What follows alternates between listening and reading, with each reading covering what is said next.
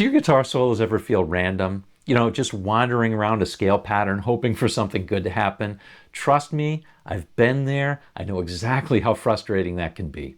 After over 50 years of playing guitar, I found one big reason that solos sound aimless is because players are taught scale patterns, but not how to pick great notes. Today, you're about to learn one simple trick I've taught to thousands of my students. It instantly transforms random playing into clear, confident melodic solos you'll feel proud to play every time. One of the most important guitar skills is learning how to improvise over chord changes. And this can be really frustrating because there are so many approaches that can be quite theoretical and technical. But there's actually a very easy way to do it. What is it? It's called chord tone soloing. But what is chord tone soloing? What is it and how does it work? First, here's what it's not. It's not just playing the notes of a chord.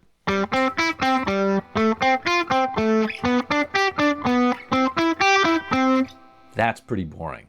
That's not it. What it is resolving or targeting chord tones.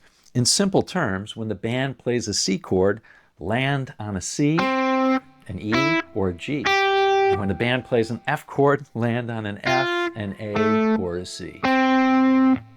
But more importantly, how can we make it work for our solos? Let me show you. First, let's look at the simple example we use.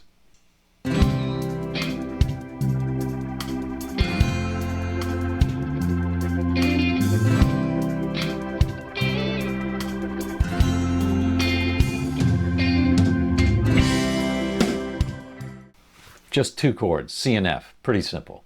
One easy way to explain how chord tone soloing works is visiting your grandma or a friend, you get it. Here's your home, and here's grandma's home, and here's your car on the road.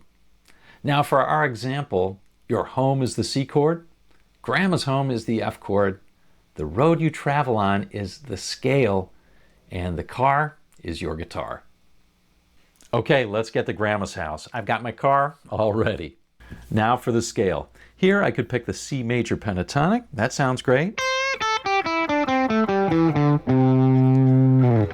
I could pick the C mixolydian if I wanted to take a little bit of a scenic route.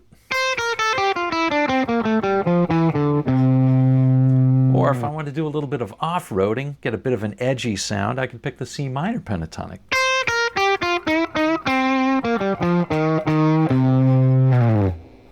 What's great about chord tone soloing is it doesn't really matter all that much. You don't need to get all theoretical about it. We'll use the C major pentatonic in our example. But before we go, let's map out the houses, C and F. For this, we start with the scale. We've got our C major pentatonic here. Now here's a C chord. That's our house. Now here's an F. That's grandma's house. Notice grandma's house is a bit special because the F note isn't in the C major pentatonic.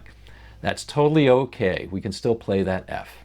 Now you probably noticed I use triads, not full bar chords, and I highly recommend doing this because they're easy to play, they're easy to move around, which matters when you start playing all over the neck, and they don't give us too many choices of notes, which can be confusing when you're just starting all this out. To get my free Triad roadmap, you can click the link in the description of the video. Okay, hopefully this all sounds kind of easy because it is. Let's do it. Okay, I recommend just start playing chords first, just to get a feel for where your house is and where grandma's house is. Your house, grandma's. Now we'll take the road.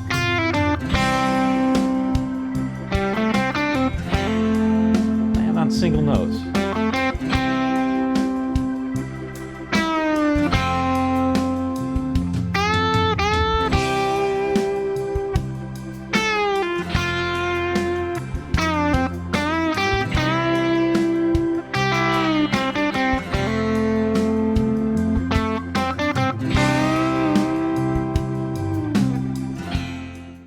You see, it does take some time to let your ears and your fingers catch up to each other, but it's easy peasy.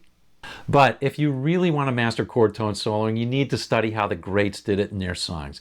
In this video, I do just that for a famous song of the 1970s, Bob Seger's Main Street. It's a perfect example of chord tone soloing. So click here.